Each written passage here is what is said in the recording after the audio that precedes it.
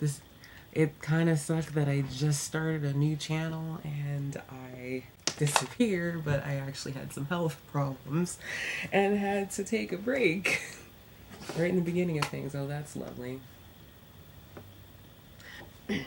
Today I decided to wrap up the month of January and talk about what I read. So, how did I do this month? I don't think I did too bad considering that I spent a good chunk of this month not feeling well. I had already talked about this when I had made the video for my TBR. The first book that I read for the month of January was You Will Not Have My Hate. As I had stated, it's it's a really sad book because it's about the aftermath of a terrorist attack, but to me it just shows how strong we can be as humans and saying no, I'm not going to be filled with hatred because then you win. And I really believe that, and I do recommend that book.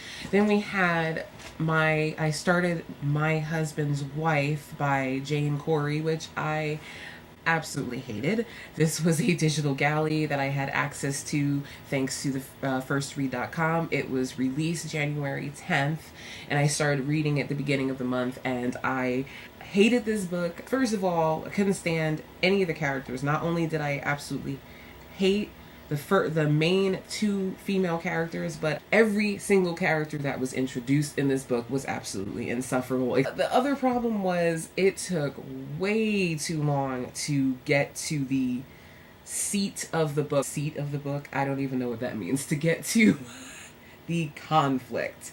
As I had stated before in one of my other videos, the first half of the book takes place in around 99 and 2000, and then after that it takes place in like 2014, 2015. I think this book might have been better off for me if they would have went back and forth, flashback to present, like every other chapter or every couple chapters or something, instead of just spending entire half a book in one year, because it took way too long to understand, okay, why am I reading this book? If that makes any sense. I was well past halfway through the book before I understood why I was reading it in the first place. It was very frustrating because you're following two characters. You're following Karen. Is her name Karen? I don't even care. And I think it's Karen and definitely Carla. And Carla was a very hideous character. But Carla was a part of Karen and her husband's life, and as a child, and she comes back for a very specific reason, and because she feels that they owe her something. And when you find out the reason why, it's just like really, like, I already hated this character as a child and I already hated her as an adult, and then I find out why she feels the need to inject herself back in these people's lives 15 years later. I just wanted to reach the book and smack her. So that was annoying because the whole premise of the book is stupid now, because this revenge angle is stupid. By the time you get to the end of the book, there's just too many twists and turns for the book to be plausible. It was just all these little twists, and then at the end, like the last chapter, they're like, oh, and by the way, this was really this, and it's like, come on. And it just got to be too much. But I think all of that would have been forgivable if I did not hate every single character of the book. Almost every single character. So I just couldn't stand this book, and it was very frustrating to read. And to be honest, if this was just a library book that I happened to check out, I wouldn't have finished it. I would have abandoned it. But because it was a digital galley, I wanted to completely finish it before I did my review on First to Read. I should have just did what other people did, which was, some people actually said, sorry, couldn't finish this book, it sucked. Not everybody felt that way, though. I found when I checked the reviews of this book, there wasn't that much ambivalence towards this book. It seemed like either people really liked this book or really hated it. And the funny part about it is that a lot of people who hated the book hated it for the same reasons I did, and a lot of people who loved the book loved it for the same reasons I hated it. So that just goes to show you. What I will say about this book is I know I did not like the characters, did not like the story, but it had nothing to do with the way I felt about the actual writing style of the book. There was nothing wrong with that. It was nothing. The language of the book was fine. The way the story was told was fine. It flowed well. I just didn't like the story that was being told. That means that I wouldn't necessarily shy away from reading the next book that this woman writes, because her writing style isn't the problem. I just hated this book so I just hated this story and the characters that badly. So meanwhile, while I was trying to push my way through My Husband's Wife, I started reading Den of Wolves by Juliet Marillier. It's the final book of the Blackthorn and Grimm series, which is a shame. I figure they could just get one more book out of that. The author, Juliet Marillier, was told to wrap this series up, so she did.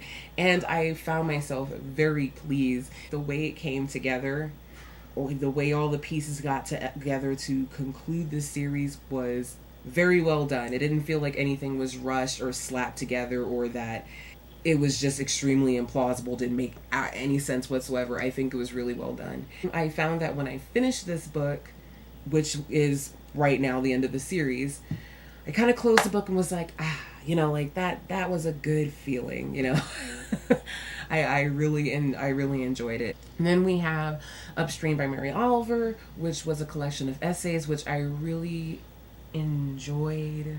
Basically talking about her memories of the outdoors, how much she loves the world, nature, animals.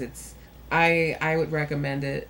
I'm starting to lose steam. I apologize. Like I said, I haven't been feeling well, so I apologize for lack of description, but I'm gonna take a break.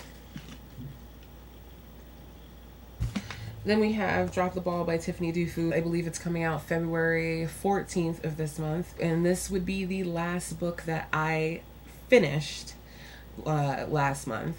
This book. It's targeted towards women, whether you are in the working world, or you're a working mom, or you're a stay-at-home mom, or it's, as it says, the subtitle is achieving more by doing less.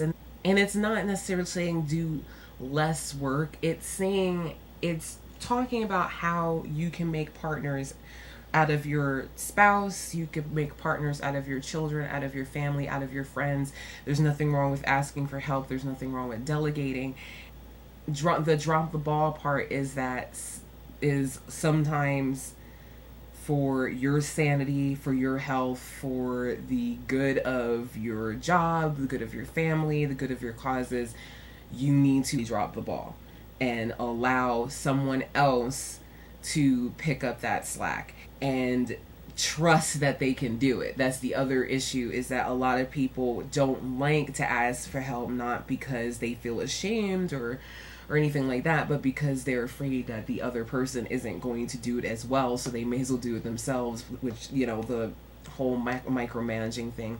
So this is a self-help book with advice, but it's also part memoir. She talks about how she learned to drop the ball, and it started from after she had her first child. She had to start learning that she really couldn't do everything herself, and she can't just assume that people are going to help her if she doesn't ask. But I do think that a lot of people will get something out of it. That was the last book I finished, because I had another book that I was supposed to read called All Our Wrong Todays, which was a digital galley, and the book comes out the 7th.